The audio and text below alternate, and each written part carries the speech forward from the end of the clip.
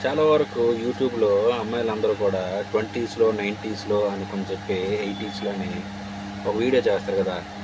నేను ఒకటి చెప్తున్నా. చిన్న మోటివేషనల్ వీడియో. ఏంటంటే ఒక పిట్ట కథ, అది పెద్దోళ్ళ కథ. 80స్‌లో ఏమంటే చిన్న ఒక మురికి గుంట వెళ్తుంటే నీళ్లు జల్లడం, రాళ్ళు జల్లడం చేసేవారు. అప్పుడు 80స్‌లో చెప్తే అర్థమయ్యేది. వదిలేసేవారు. 90స్‌కి వచ్చినప్పటికి అదే మురికి గుంటలో రాళ్ళేస్తే 2 తన్నినా గానీ, 2 తిట్టినా గానీ అర్థం చేసుకోనరు. అప్పుడు వినరు. తంతే గానీ, తిడితే గానీ.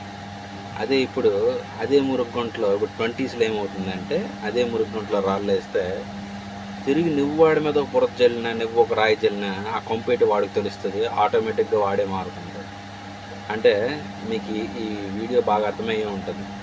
80స్‌లో, 90స్‌లో, 20స్‌లో ఇలా జనరేషన్‌కి మనుషులతో బిహేవియర్ అనేది ఎలా మారిందంటే, అప్పట్లో వీలైనంత వరకు మన గురించి ఎవరు రూమర్ చేసినా, ఏం చేసినా మనము చెప్తే వినుకునేవాళ్ళు 80స్‌లో.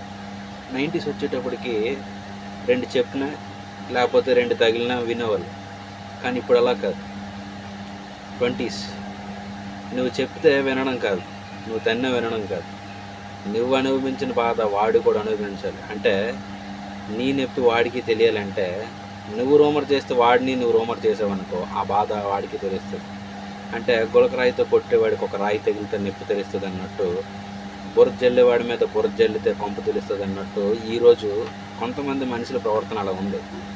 ఇది ఎవరిని ఉద్దేశించి కాదు, కానీ మన మనుషులతోలుగా మైండ్ సెట్ని వివరించడానికి వీడియో చేశాను.